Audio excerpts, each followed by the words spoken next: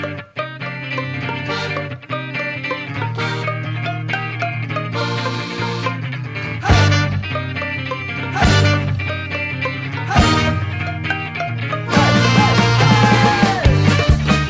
and welcome to episode 28 of the Sci-Fi Podcast. From Bloomington, Indiana, I'm Nick Zoutra. It is my utmost pleasure to welcome a very well-known figure in the field of philosophy of science, the Distinguished Professor of Philosophy at San Francisco State University and the McCosh Professor of Philosophy Emeritus at Princeton University, Dr. Bas Van Fraassen. Bas's work as a philosopher has mostly been in philosophy of science and in philosophical logic, but with occasional forays into philosophy of literature and the connections between art, literature, and religion. Bas coined the term constructive empiricism in his 1980 book, The Scientific Image, in which he argued for agnosticism about the reality of unobservable entities. In his 1989 book, Laws and Symmetry, Bas attempted to lay the groundwork for explaining physical phenomena without assuming that such phenomena are caused by rules or laws which can be said to cause or govern their behavior. Focusing on the problem of underdetermination, Bas argued for the possibility that theories could have empirical equivalents but differ in their ontological commitments. Bas rejects the notion that the aim of science is to produce an account of the physical world that is literally true, and instead maintains that its aim is to produce theories that are empirically adequate. In recent years, Bas has been preoccupied with two philosophical questions, one about philosophy itself and one about science. What is empiricism, and what could it be, and what is scientific representation? He's offered an answer to the first in his work, The Empirical Stance, published in 2002, and has tackled the second in his work, Scientific Representation, Paradoxes of Perspectives, in 2008. Like most philosophers, Bas thinks, he began with the ambition to arrive at a coherent view of everything, someday within his lifetime, and he is still cherishing this idea. Thus, without further ado, let's bring in Bas Van Fraassen.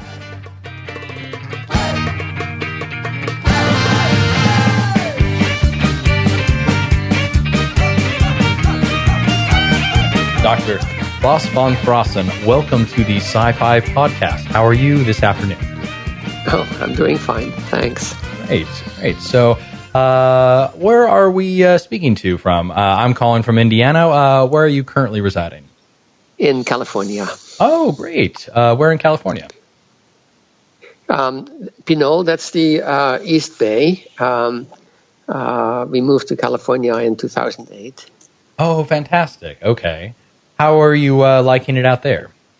I love it. And more recently, I see, so I had contacted you from your Princeton email.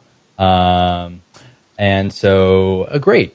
I don't know where the East Bay is located, but could you maybe, as far as scenery goes, can you describe it for me? Yeah.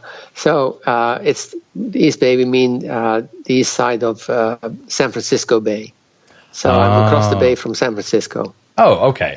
Yeah, the Bay Area, of course. Right. I'm sorry. I'm just not. Yeah. Okay. Fantastic.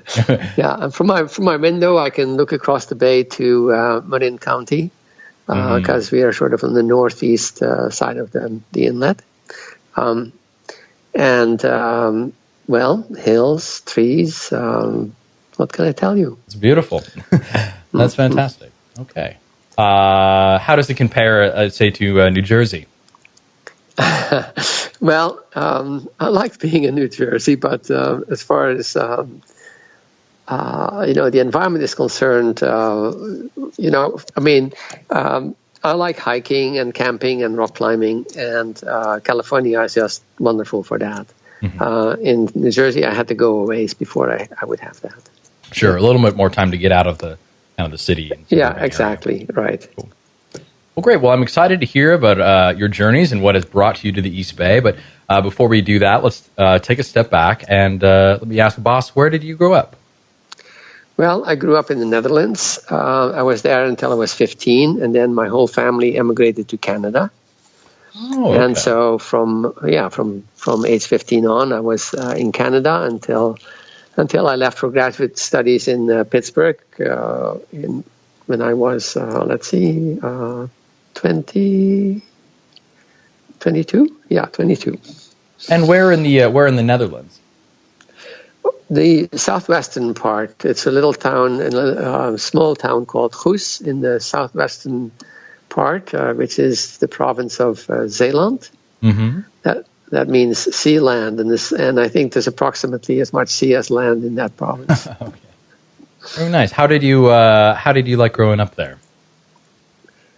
Oh, I liked Zeeland very much. I've been back a few times, of course, and it's a beautiful, calm part of the Netherlands. I like it very much. Very nice, very nice. And so before I'm interested in your family's immigration to Canada. Perhaps if some things going on in the Netherlands. What were your parents up to at the time?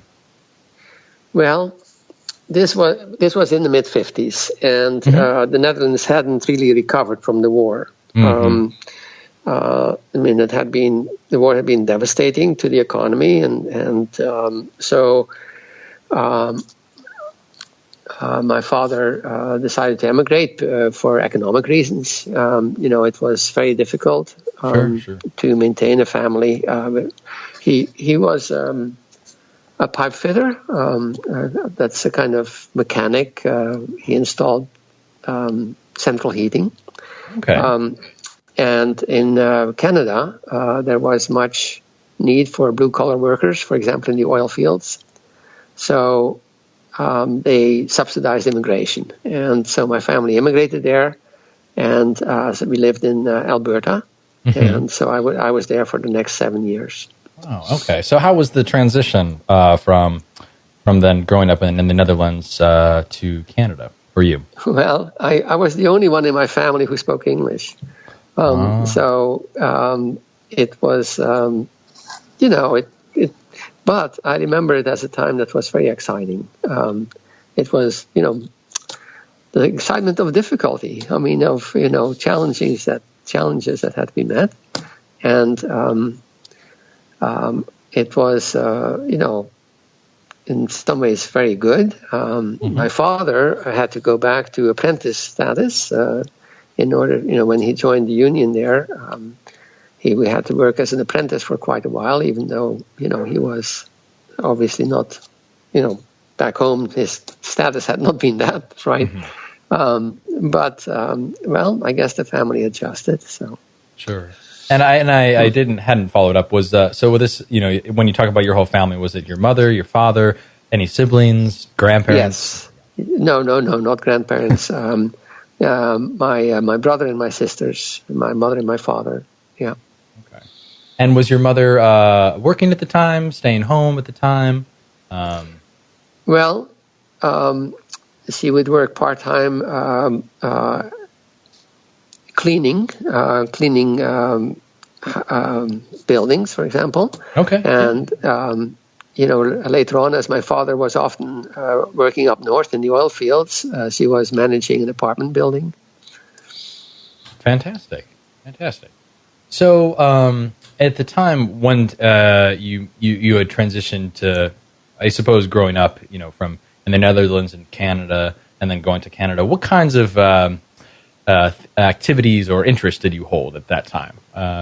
Were there anything in school related or outside of school that you were interested in? I think my main interest was reading. Yeah. Yes, reading. And I would go for long walks, and once I got to college, I would go camping in the mountains. But I would still say that probably my main interest was in books. So this was in the mid-50s? Yeah, we arrived in 1956. Okay. And so I went to college starting 1959, from Great. 59 to 63, right? Yeah. So before that, I was curious, so in the mid to early 50s, what kinds of readings were of interest at the time? What was coming out around then? Oh, I'm not the right person to ask. I mean, I was coming to a new culture with a new language. Yeah. And I picked up whatever I could, and just whatever. We were not, yeah, right. And we had no extra money for anything. But very fortunately, in my second year at high school, I got a part-time job in the public library.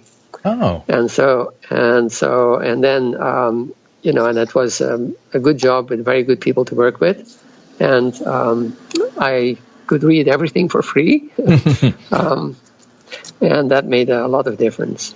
I always wondered what it would be like to work in the library. It always seemed like a pretty peaceful place to be. I mean, it is continuously, yes. Yes. Do you think? I don't know. Can you tell us anything about? I suppose, what it was like. Did you see libraries a bit differently than had you not worked in one? Yeah, first of all, I had a very good boss who was very supportive, and the way libraries were organized in the time was not with the Library of Congress system, but with the Dewey Decimal System. And I read all over the place, but I especially read a lot in the 200 section, which was a mixture of philosophy, religion, psychology, yoga, occult. I mean, God knows what all goes into that section. But specifically, that's how I got to know something about philosophy. In fact, I think, people have asked me this before in interviews, how did you get into philosophy? Well, that's when I was 17, and somehow my reading got me to Plato's Phaedo, which remains one of my favorite books for my whole life. And it was a real revelation because it was so different from everything else that I was reading. Socrates arguing with his students. And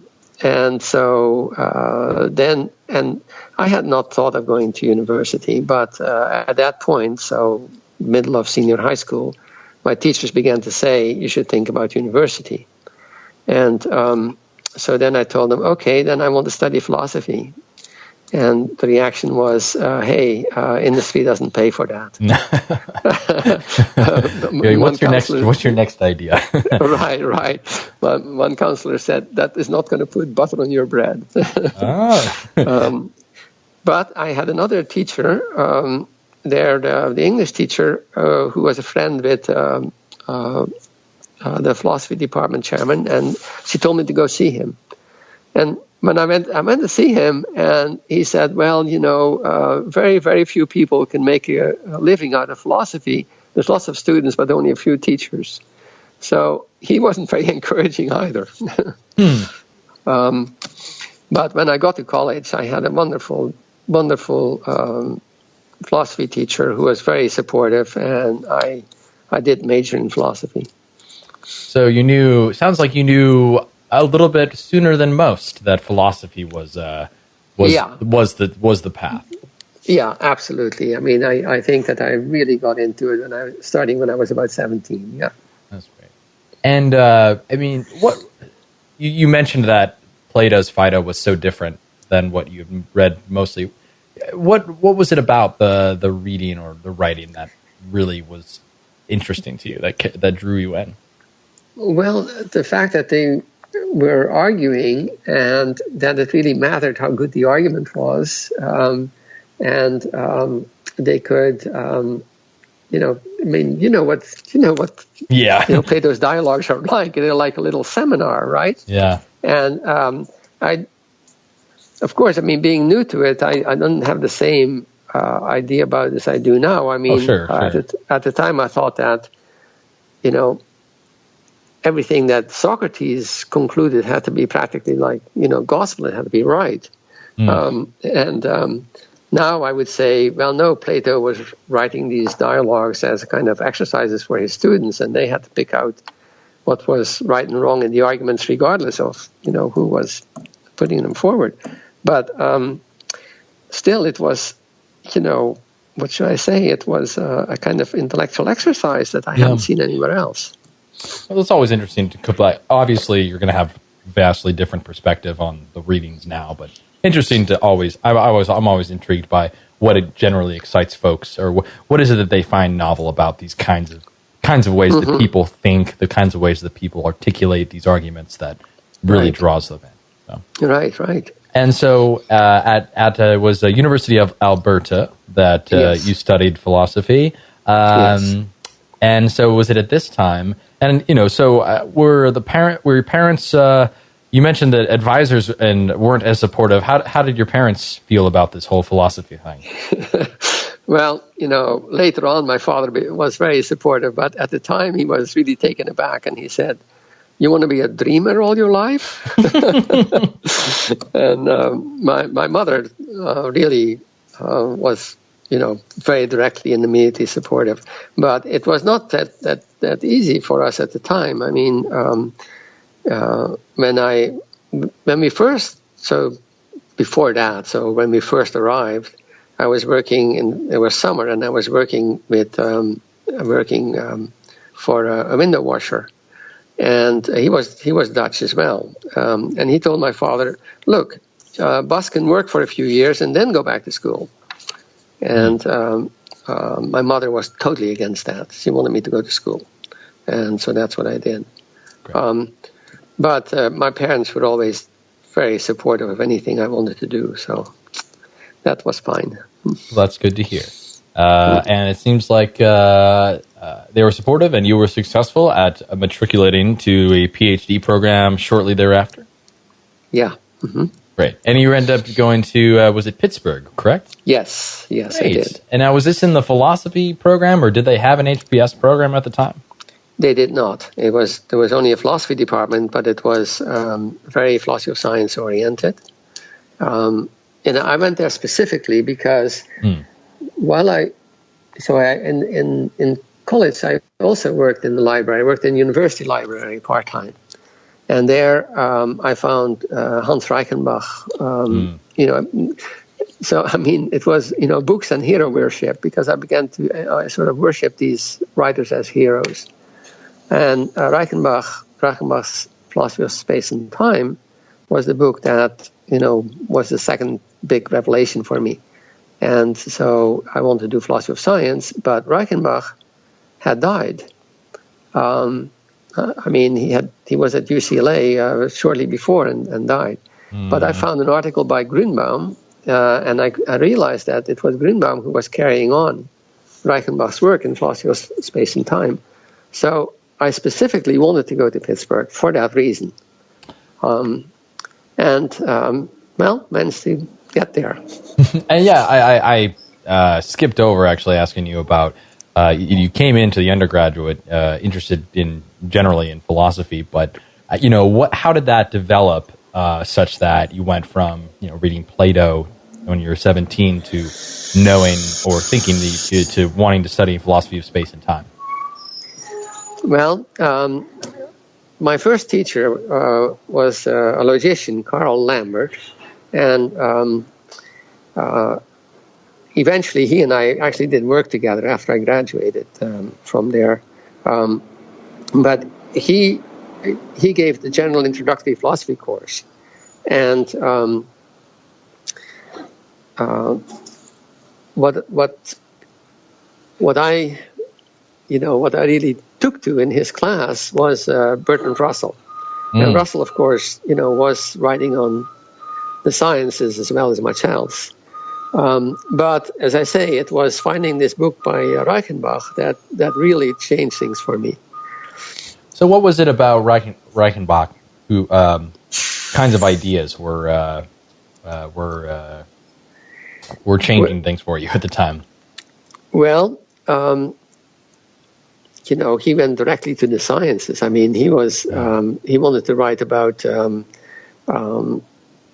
was writing about what had happened with the advent of general relativity. Yeah. I had physics and math as a minor. And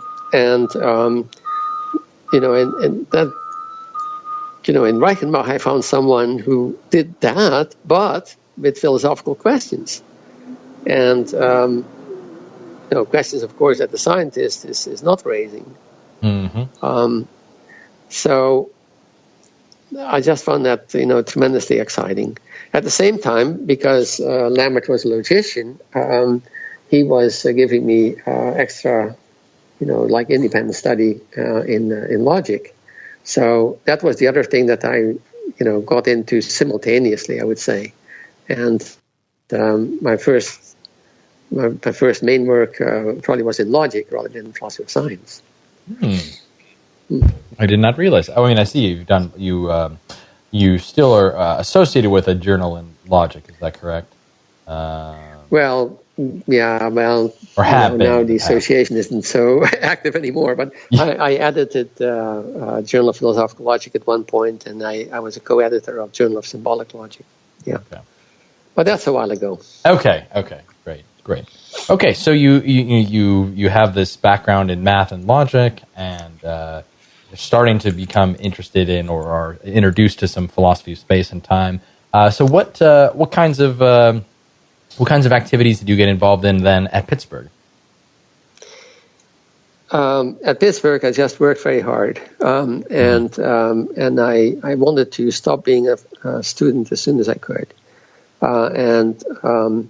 so we could take extra courses during the summer, for example, in order to hurry things up. And I was teaching part-time in a junior college. I can't say much about Pittsburgh except that, it was a great department and we had terrific parties. But mostly I was working, I guess. Reichenbach developed a causal theory of time. Oh, yeah. And then Grünbaum developed it further, a somewhat different version. And I had ideas about, I don't know, improving or changing, or, I had some other ideas about how to do that. So that's what I did in the dissertation. So it was basically causal theory of time. That's basically what the dissertation was. Later on, so after I graduated in Pittsburgh in '66, the next couple of years I taught an undergraduate time and space course, and was this at the local college? No, this was after I graduated, so it was at Yale. Okay, yeah, so I'm curious. So this is the time, so did you go right from your graduate work or a graduate study to a position at Yale? Yes. Wow, okay. How was that making the transition? Well, I should probably quickly tell you that this was a time when it was easy to get a job. Yeah, it was. It was very different from later on, because this was when the universities were expanding in the mid-'60s. Okay. And there were lots of jobs. Okay, there were jobs for everyone, basically. That sounds great. They should just do that. Let's just have that again. Let's. Right. I mean, right. I mean, that is, anyway. Sure. At Yale, they gave me a lot of leeway about doing what I wanted to do. So I gave a logic seminar, and I taught an undergraduate course on time and space. And the part of the course was obviously what I did in my dissertation, right? And part of it was a kind of historical run-up to that. And so that became my first book, an introduction to philosophy of time and space. And I enjoyed that tremendously. I mean, that subject was the love of my life, really. Not forever. I didn't stay that forever because eventually I started doing other things. But that certainly was a very enjoyable time in philosophy for me. So this was an introductory book that you utilized in the courses to describe philosophy of space and time. Yeah, it was basically my course notes written up as a book, yeah. Mm-hmm. Oh, I see it. An Introduction to the Philosophy of Time and Space, 1970. That's it, right. Yeah, fantastic. Okay. And Can you recall some of the questions and or debates that were going on at that time that you were teaching? Yeah. For example, in the case of time and space, what should I say? Reichenbach's and Grünbaum's special idea about this had been that there was some conventionality involved in what you set as the simultaneity relation, because after Einstein, there was no way to establish simultaneity by any kind of direct physical connection, because no signal was going to go faster than light, and so whenever two things were distant, simultaneity became not determined directly physically. But there were other people involved in the subject who thought, well, it might be possible to develop a different way of dealing with time by what they called slow transport methods, as opposed to fast transport. And so there was a controversy about that, and that was something I took part in. I thought they were wrong, and Grünbaum and his physicist friend Janus and myself all wrote articles about that. The other thing, though, is that I was very involved in logic. Yeah. And, at Yale, we had a terrific philosopher of science, Norwood Russell Hansen. But we had also people who were developing new things in logic, Fitch and Thomason and Stalnaker especially. And Stalnaker was developing a theory of conditionals. Thomason was writing on intuitionistic logic at the time. Fitch was doing combinatory logic, which is something that I had very little idea about. And then suddenly I had to teach it because he went on leave and they said, okay, you teach it. So I learned combinatory logic by teaching it, basically. And we would, Yale was a very nice sort of environment. They gave you free lunches for your first couple of years. And we would meet with each other. There are different colleges, and so there would be a group of us that would meet for lunch. And one of the main topics was logical paradoxes. And people were coming up with something new practically every week. It was very exciting. Oh. So what kind of you mentioned some other folks working in combinatory logic. You yourself learning it. Was there were there any papers, or like if you were to describe logic to someone or the kind of work in logic you were doing to someone who doesn't really know a whole lot about logic? What would you say that what kinds of research did you do? Oh, I was working on modal logic. Mm-hmm. So possibility and necessity, mm-hmm. and tense logic, so logic of time. Well, you can see why, because mm-hmm. I was in the subject of time, and logical paradoxes to see what were because I was very interested in the limits of what logical techniques could do, and logical paradoxes, are the places where you run up against limits that you can't get across. Mm-hmm. They were closely connected with very traditional topics in philosophy. So, for example, in the Middle Ages, when they brought up logical paradoxes, usually they would be arguments that would have the conclusion, and God exists. And of course, there was a connection between theology and philosophy at the time, but everybody realized that the paradoxes were not valid arguments. There was something wrong if it was a paradox.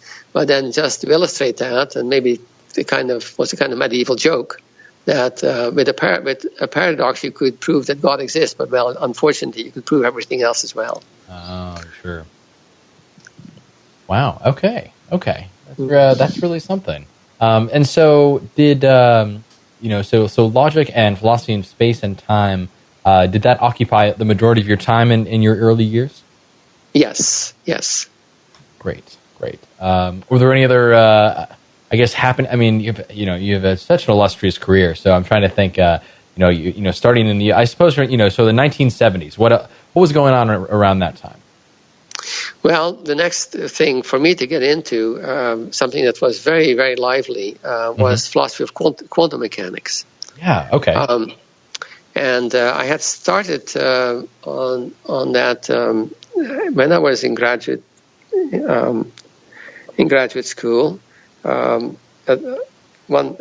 talk that I gave to our philosophy club was about identity of what they call the problem of identical particles in quantum mechanics. Particles can be distinct, and nevertheless, it appears to have no distinguishing characteristic whatsoever. So it looks like they violate Leibniz's principle of identity of indiscernibles. And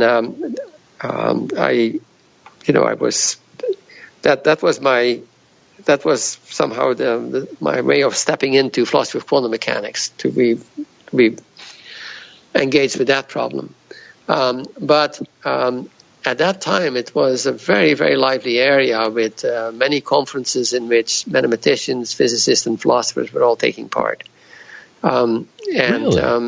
And I threw myself into that head over heels. Oh, I bet. And so, what was it like being at these, I suppose, interdisciplinary ventures? Very exciting. Because first of all, there would be new mathematical developments, and then the question would be, can we reconstruct quantum mechanics in one way or another given these new mathematical techniques? And again, there was this disconcerting question of limits. What exactly are the limits of something you can do in a certain rubric, in a certain mathematical framework? And the other side of that was, physicists argued about how to interpret quantum mechanics, but if you look at the new mathematical development, and from a logician's point of view, you would see alternative ways of interpreting it. So this was the time when different interpretations of quantum mechanics were developed. Okay. And so, I can see there, so this was sort of the mid and the late 70s that some of these papers were coming out. And yes, so that's right. Okay. And so, I mean, as someone who is doing this kind of work, I mean, were you expected to keep up with some of the math, or with some of the findings in logic, or at how much, I suppose, did you do all three? Yeah, well, it continued through the 80s.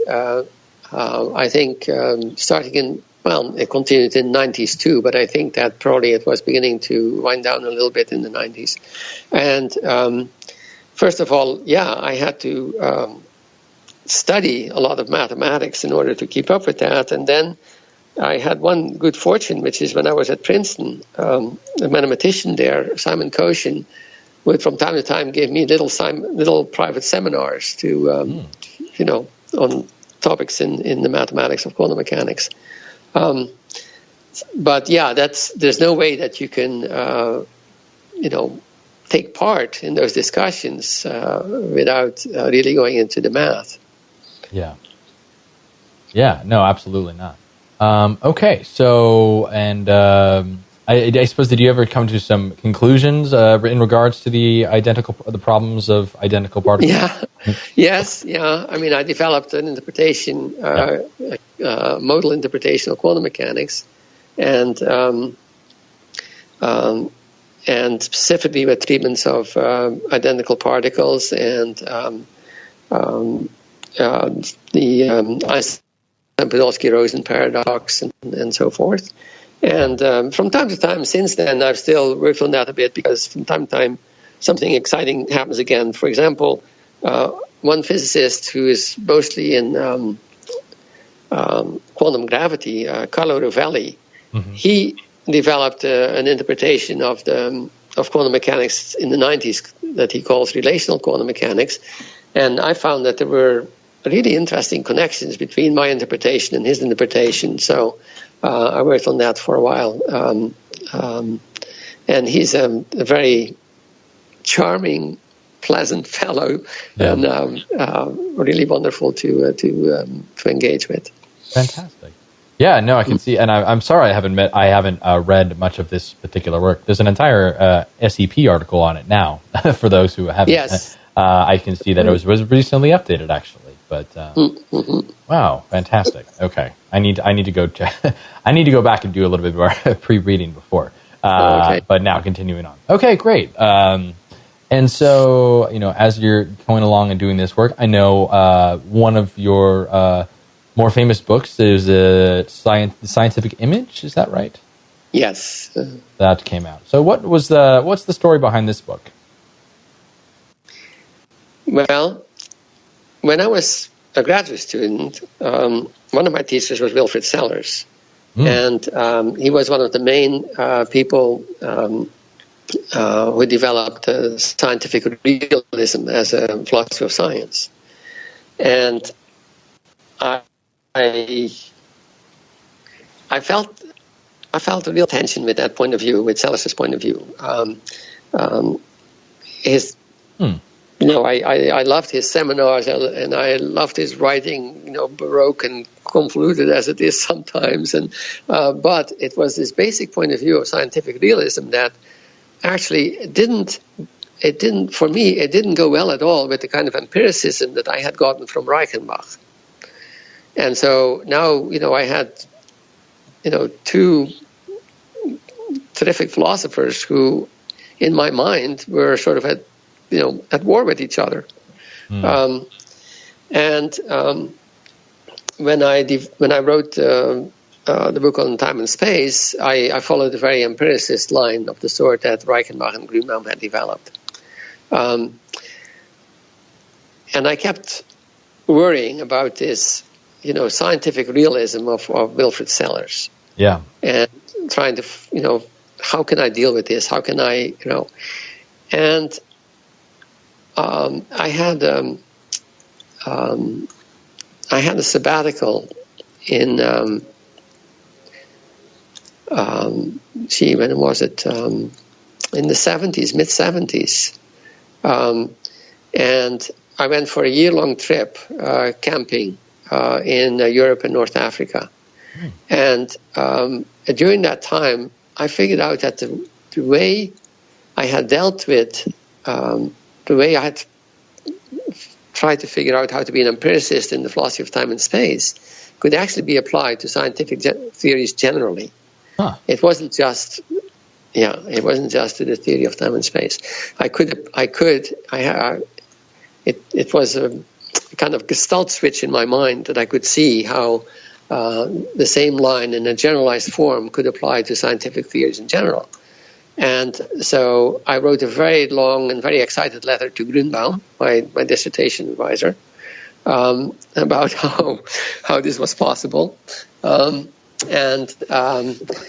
I started writing, during that year, around mostly in campsites. I was writing little articles for myself about, different aspects of this problem. And then after I came back home, I started putting those articles together to make this book, The Scientific Image. So it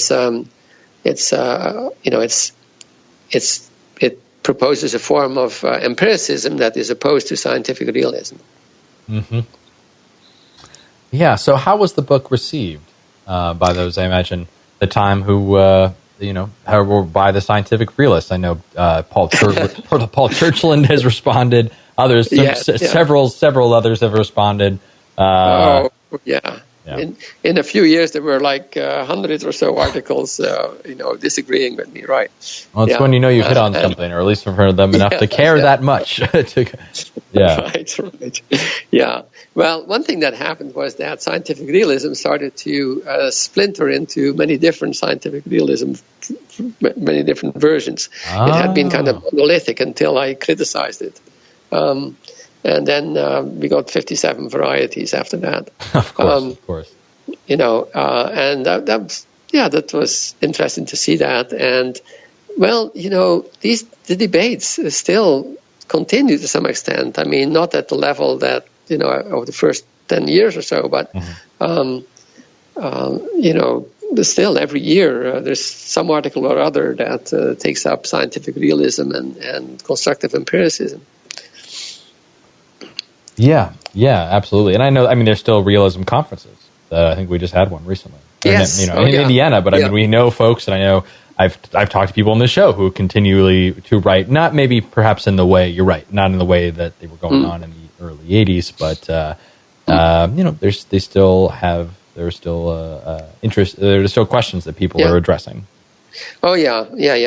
Yes, as a matter of fact, you're quite right. I mean, in the last few years, there have been a number of conferences about scientific realism and its rivals, yeah. Mm-hmm. Now, so it is, in describing constructive empiricism, was it in this book that you really get into understanding and explaining your ideas of explanation in the sciences? Yes, yeah. One of the chapters was on pragmatic theory of explanation. So, for the scientific realist, explanation is a really very basic value. And it's a base, for the realist, it's a really central demand upon the sciences that it should explain. And somehow something like the converse is true too, which is that they take explanation as a basis for confirmation. That if a theory explains, then it's more likely to be true. Yeah. And I took issue with both those. Yeah. So that meant that I had to propose a different view of what explanation is. And the view I propose is a pragmatic view, which is that explanations are answers to questions, but it's the question and its context and its presuppositions that sets the stage. It's the person who asked the question. It's his interests that really determine what counts as an explanation and what doesn't. Yeah. So how I don't know if you've been familiar. How is a pragmatic theory of explanation relate or could be understood in relation to folks from the sciences that are positing mechanistic explanations, or when we draw, or could they coincide at all? You see, it depends on what the right kind of answer is. Depends on the question. Yeah. So, if I would say that I was developing ideas that had been proposed, especially by Norbert Russell Hansen before he died. Yeah. And an example he gives is, there's some corner on a road where there are always accidents, right? And the question is asked, why? And why, for example, a particular car, was involved in an accident there. And the mechanic will say, well, the brakes were not good enough, so he couldn't brake in time and hit before, he stopped. And the urban developer will say, there's not sufficient visibility there because of trees growing around on the corner. A psychologist might say, well, this man was under a great pressure, he was stressed, and so he didn't react sufficiently quickly to put on the brake. Mm-hmm. And, each of these people has a different context, and when they say why, the range of answers that they want to choose from is different. Yeah. So specifically, of course, somebody working in a particular scientific tradition may ask, well, what is the mechanism? Mm-hmm. And in that case, the only good answers in that context will be different kinds of mechanism. Fair enough. Okay, yeah. So, as many folks who have done when they've put out a book and then they've had several years to reflect on it, is there anything you would change or write differently now and in the ways in what you wrote back then? Yeah.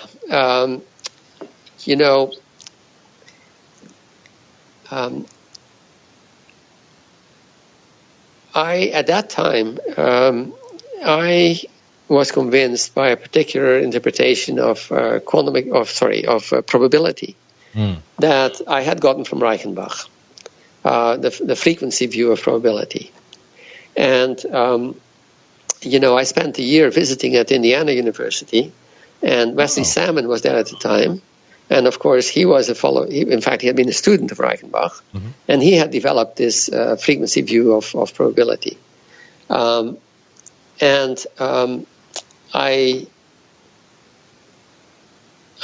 later on, I totally changed my mind about that. In the scientific image, I listed the problems, and I proposed solutions that still stayed within the frequency tradition, using modalities, but it just the problem was that the concept of empirical adequacy doesn't apply to probabilistic theories in the way that it does to non-probabilistic theories. And that was a problem that at the time I didn't sufficiently appreciate. Then in 1981, I changed jobs. I went to Princeton, and there were several people who had been developing subjective views of probability, subjective interpretation of probability, like Bayesian or similar to Bayesian. Sure. Dick Jeffrey and David Lewis especially, and I was convinced. How did he change my mind there? I switched from the frequency interpretation to the subjective interpretation. Interesting. Okay. Sure. So I see. So in your transition, I didn't realize. So you were at Yale for about several years, and then about 10 years or so, 10, 11 years, and then made the transition to Princeton. How did that come about? Yeah. Well, I went back to Canada, and I was at the University of Toronto during those years. Oh, okay. And so you went. Oh, so you went from Yale to University of Toronto first. Yes. Okay. And then from Toronto to Princeton. Yes. Okay. Mm-hmm. Did you like being back in Canada? Oh yeah, I like Canada. It's things are calmer in Canada. Yeah. So I hear, and I have Canadian friends that can confirm that. But glad definitely. To hear. Yeah. But I can imagine Princeton being also a very highly intellectual and stimulating institution. It's also a nice draw. Yeah, and there was New York. I mean, Princeton is close to New York, and I spent a lot of time in New York. And I know certainly in Princeton, it was the custom in Princeton, I guess still is that faculty members often sit in on each other's seminars, and you can learn a lot by doing that, and people participate in that way. So that was definitely helpful, and I guess that explains why I changed my mind about probability. Yeah, and so I see one of the and also.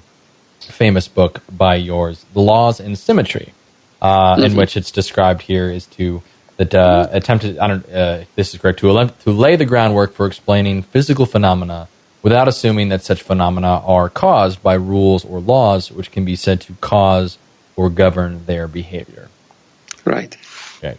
And you reject the notion that the aim of science is to produce an account of the physical world that is literally true, so going against realism, and instead maintains that its aim is to produce theories that are empirically adequate. Right. And so, could you say a little bit about that, and how you felt about that about at the time? How do you feel about these kinds of positions now? Yeah. I think that laws of nature is an anachronism. It was a very good and basic idea in the 17th century. It would help to develop the sciences, but it was a kind of secularization of the idea of commands, divine command. When philosophers in the 20th century developed this idea of laws of nature, they're doing it outside the scientific context, and they produced theories that, as far as I can see, just end up incoherent. The idea of a law of nature, as it is, I was going to say extrapolated, but let's say just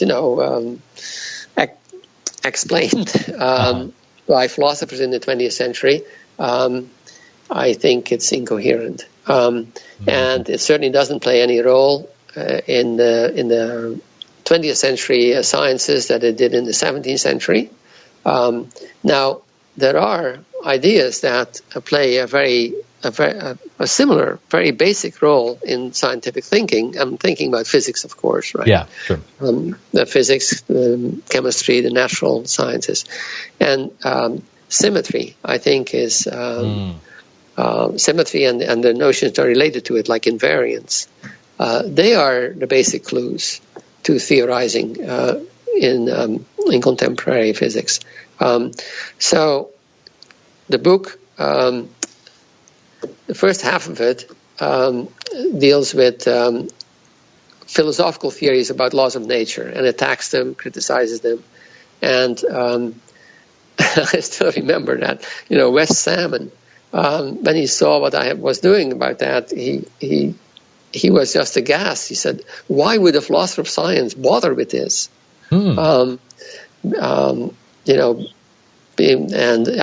This in question was, theories by David Armstrong, David Lewis, many other well-known analytic philosophers.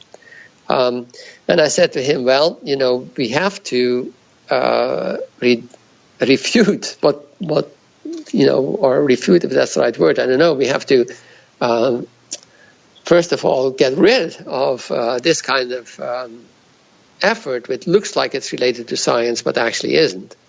And gives people an illusion of understanding the sciences when it doesn't. And he said, well, you're sooner than me, he said. In fact, he said some things about it that I don't really want to repeat.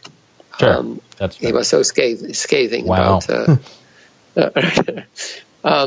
so anyway, and then in the second half of the book, I developed this idea that symmetry is a basic clue to scientific theorizing, and also to the concept of probability, for example.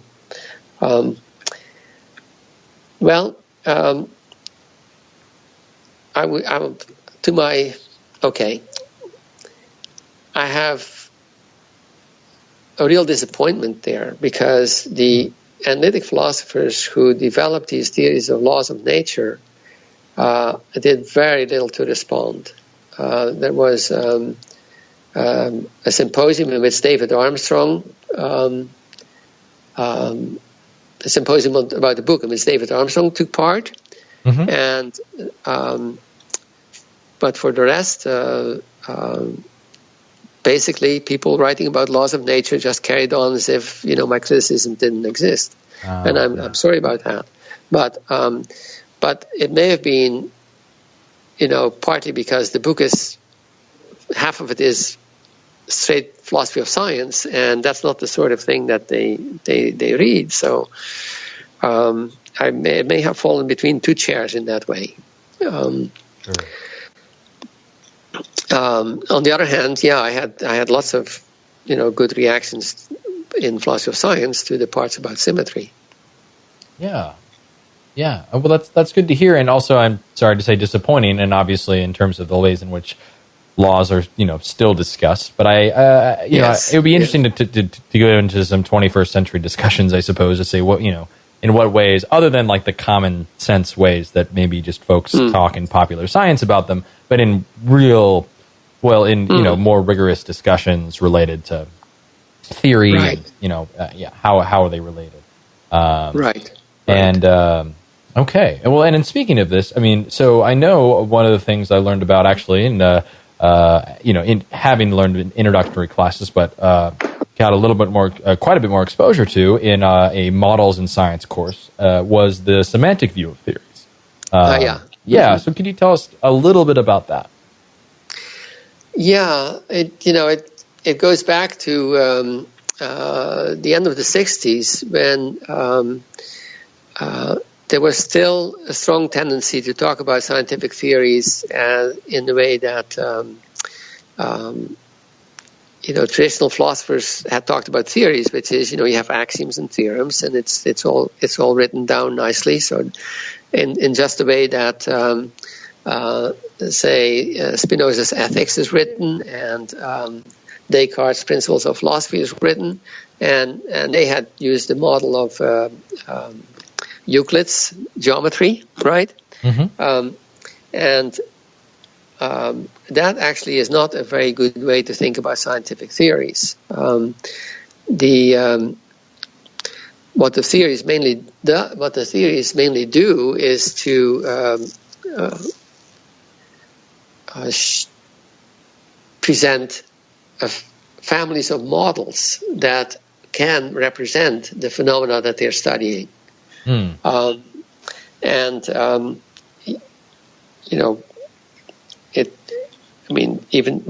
Say Newton, for example, also wrote his theory in more geometrico, as they called it. But the way we think about Newtonian physics now is, what are the Newtonian models for the solar system and for ebb and tide and for material transport and so on, right?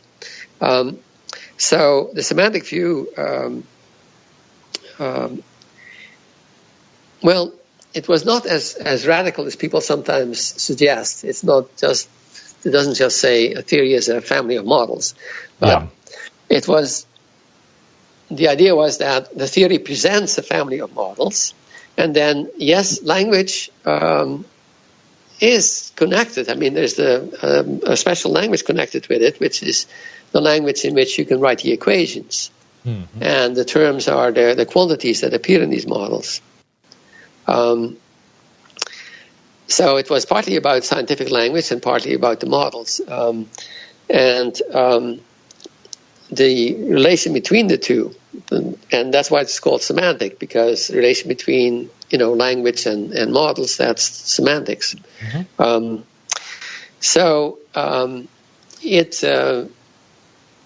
I think that it pretty quickly took over in philosophy of science, whether the term was used or not.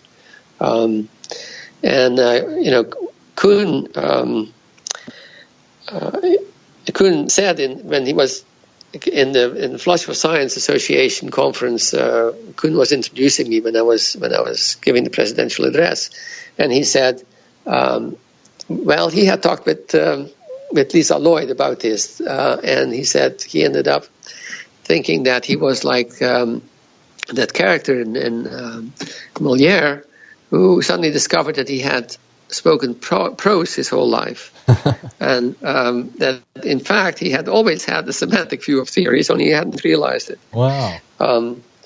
So it became, I think, really the way to think about the sciences, in terms of models rather than axioms and theorems. Absolutely. So you bring up an important point, because you've been around the Philosophy of Science Association, you've been around many philosophers of science over the years, prominent ones, just here and there. So, do you have any, I guess, either fond memories or anecdotes related to either the PSA itself or were there, were there individuals, such as Salmon or Kuhn or anybody that you happened to do some co-work with during these times?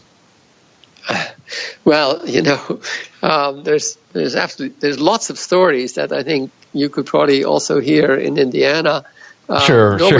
Yeah. and Michael Scriven were there, and then Hansen was my colleague at Yale. These were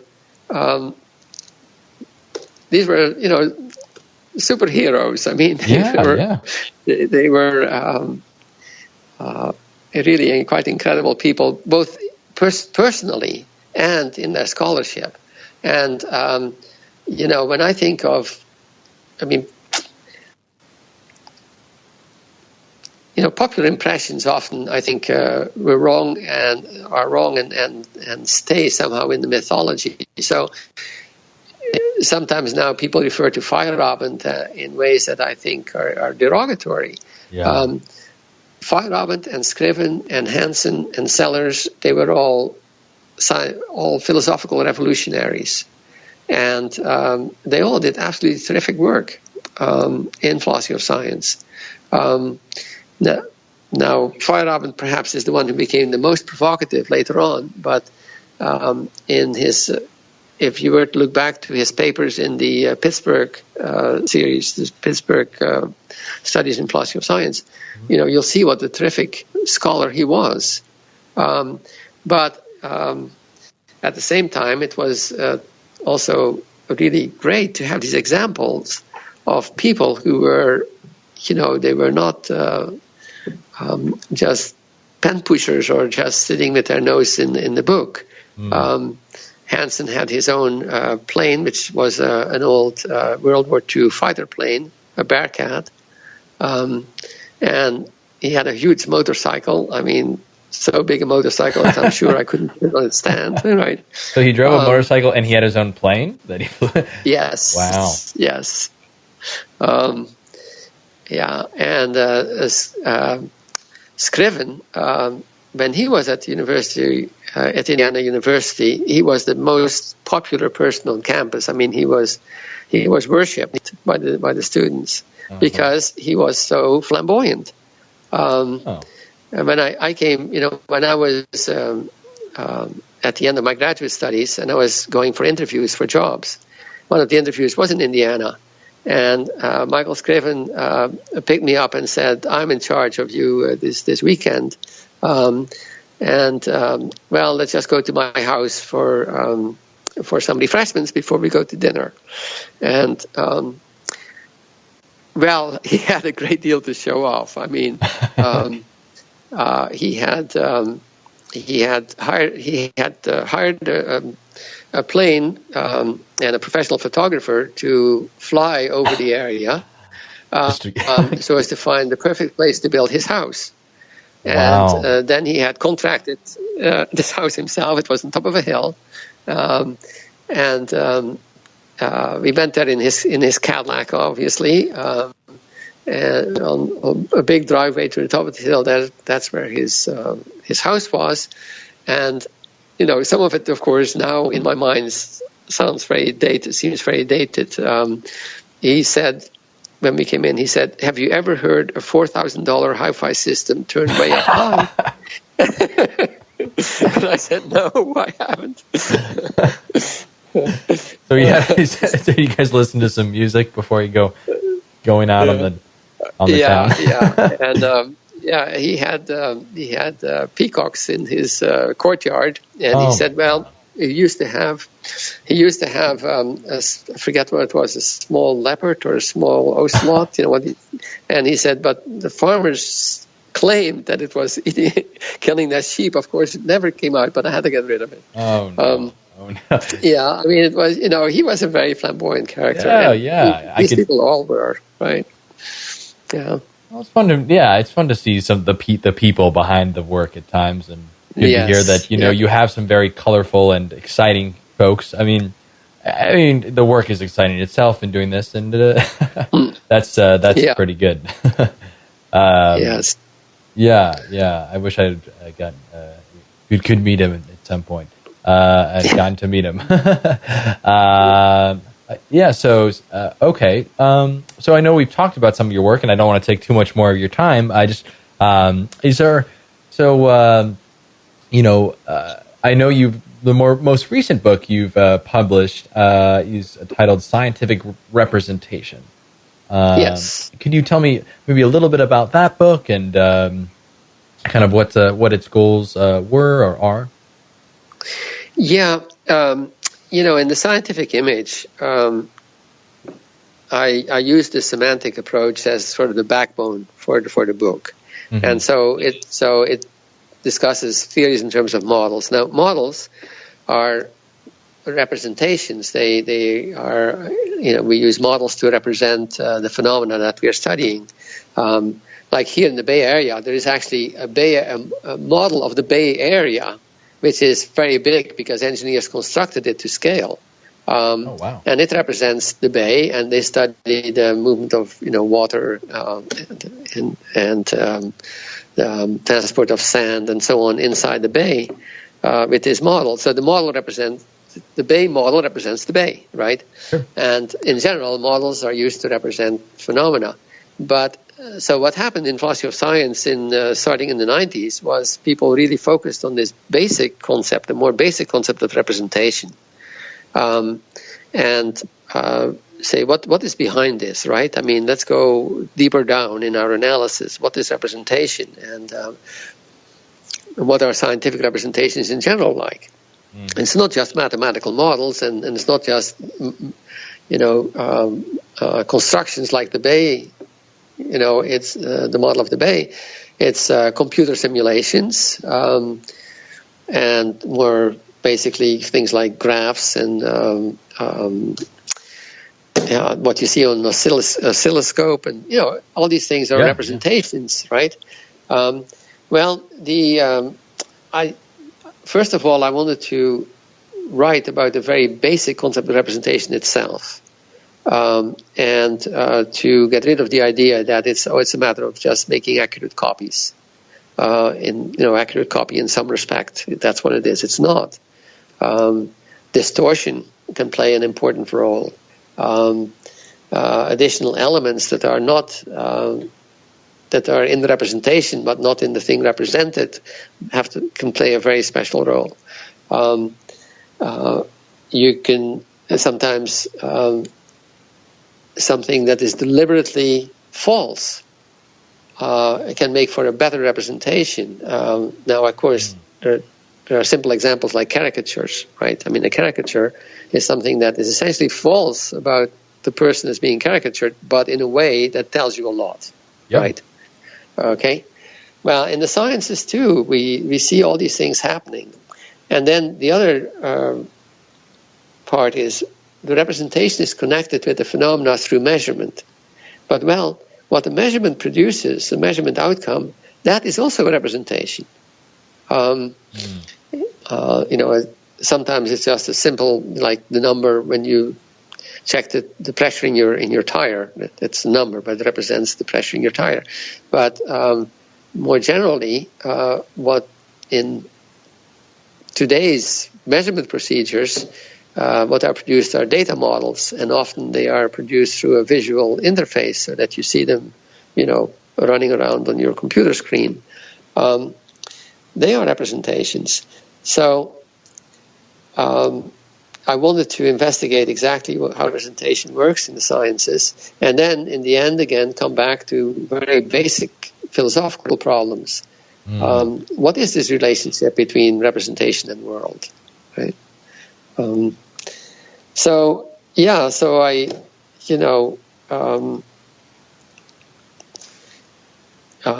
there was a very lively controversy about representation starting in the 90s, and in my book, I, just engaged with that, right?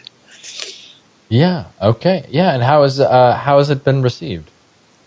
Yeah, I've had lots and lots of reactions. I've been a number of book symposia and and again, there's disagreement, especially with some of the more basic claims about the relation between representation and world. But I've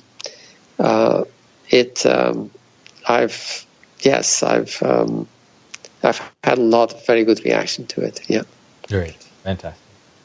So why don't we come to present day? And before I ask about more philosophy of science in general, what kinds of things are you up to? What is filling your day these days? Well, I'm retired. I mean, I retired in 2008 from Princeton, and then I taught in a half-time sort of basis here in San Francisco for another 6 years, and now I don't teach at all anymore.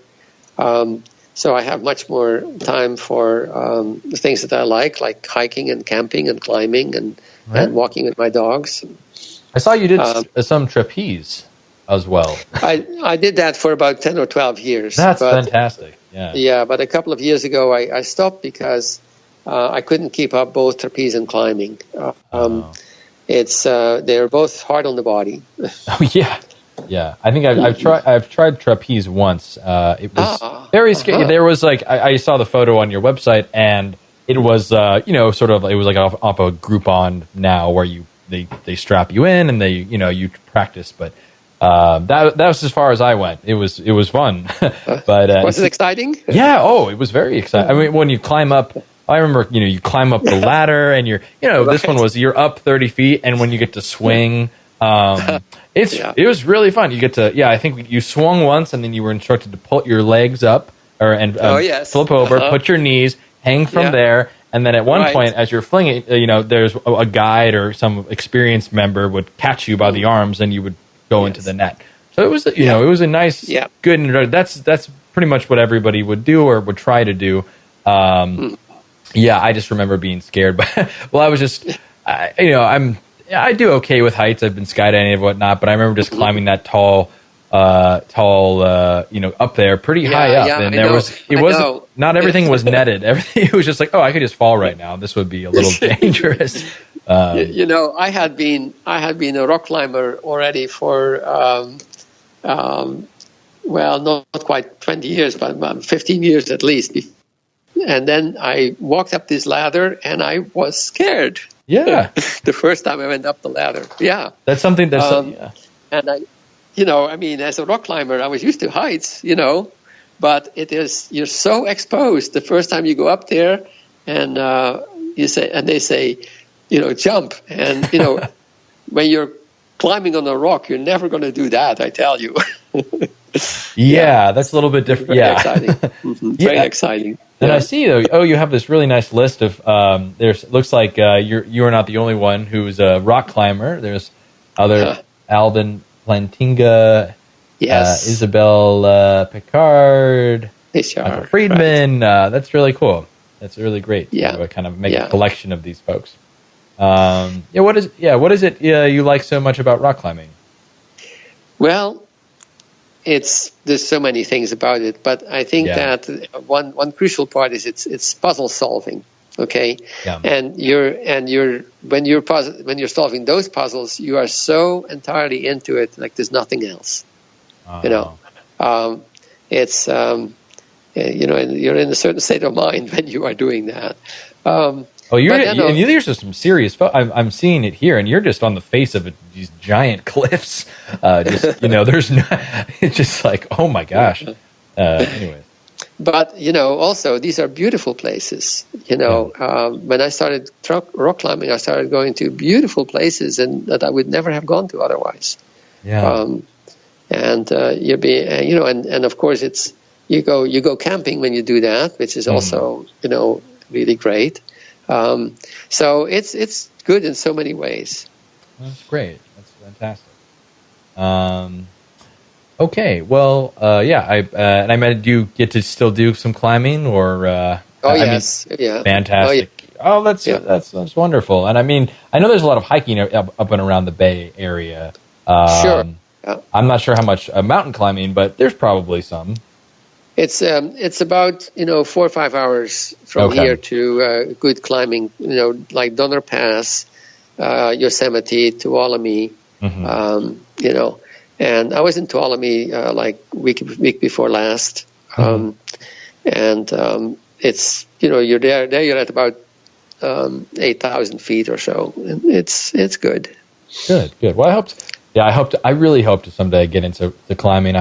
My family, friends are all into climbing. It seems like a really wonderful passion, a hobby to get into, and for all the reasons also that you described too. It sounds like really exciting for you. Right.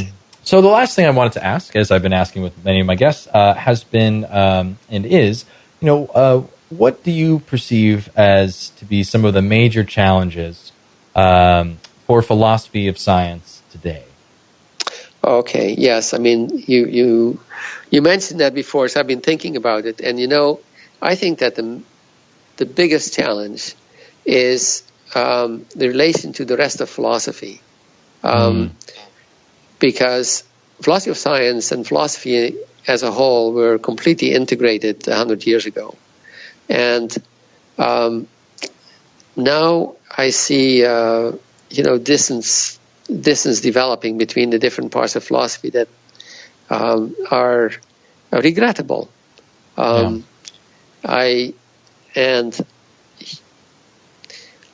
Often it seems that people in different parts of philosophy are addressing the same question because the words are the same, but they are doing it in such a different way with no connection between take topics in epistemology, confirmation, evidence, and so on. There are analytic philosophers who are working on that in a context where science is basically totally absent. There are philosophers of science who work on that with really looking with their mind focused on what happens with evidential reasoning in the sciences. And that's just one example, where you have very little connection between these different discussions on what appears to be the same topic. And then philosophy of science has had a very good relationship with history of science, but not so much, and maybe less and less so, with the history of philosophy generally. And I think that's a big problem. Yeah. So, do you have any, perhaps, an explanation or insight as to why the split has taken place? Well, probably anything I say about that would be quite banal, like specialization. Pressure to get your first article out, big competition for jobs, and so on. They may keep people's nose to the grindstone, so that they're not able to, look up and look around. That may be so. That's an explanation you hear very often. I don't know how good an explanation that is. Sure. After all, when we study philosophy of science, we go back to people, in several generations ago, right?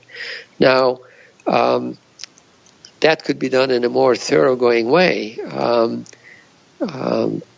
Writers like Duhem and Einstein and Weil and Eddington were very much in the humanities as well as in the sciences.